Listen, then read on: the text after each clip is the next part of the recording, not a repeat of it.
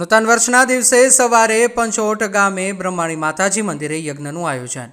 મહેસાણાના પાંચોટ ગ્રામે બ્રહ્માણી માતાજીના મંદિરે નવા વર્ષના શુભ મુહૂર્તમાં યજ્ઞનું આયોજન। યજ્ઞમાં સવારે 9 વાગ્યે યજમાન પદે પટેલ હિતેન્દ્રકુમાર જયંતિભાઈ પટેલ ભાવનાબેન હિતેન્દ્રભાઈ પરિવાર દ્વારા યજમાન પદે બિરાજમાન થયા હતા।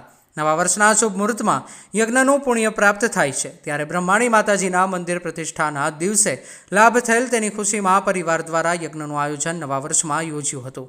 ત્યારે યજ્ઞ કનોડાવાળા જાની રજનીભાઈ ભૂદેવો દ્વારા મંત્રોચ્ચાર કરીને મંદિરની પવિત્ર જગ્યાનું વાતાવરણ ભક્તિમય બનવા પામ્યું હતું। હિન્દુ શાસ્ત્રની અંદર યજ્ઞ એક સુખાકારી અને સુખમ ભવતુ યજ્ઞમાં આપેલી આહુતિ દ્વારા વાતાવરણની અંદર તેના રજકણો વાતાવરણ શુદ્ધ બને છે। આમ તો પાંચોટ ગામની ફરતે દરેક માતાજીના મંદિરો આવેલા છે, તેમની સાથે પાંચોટ ગામના શ્વાન પણ કરોડોપતિ કહેવાય છે। પાંચોટના બ્રહ્માણી માતાના મંદિરે નવા વર્ષમાં પટેલ હિતેન્દ્રભાઈ પરિવાર દ્વારા યજ્ઞનું આયોજન કરવામાં આવ્યું। ત્યારે 5 વાગ્યે શ્રીફળ યજ્ઞમાં હોમીને સર્વ યજમાનો મહેમાનો ભોજન પ્રસાદ લીધો હતો।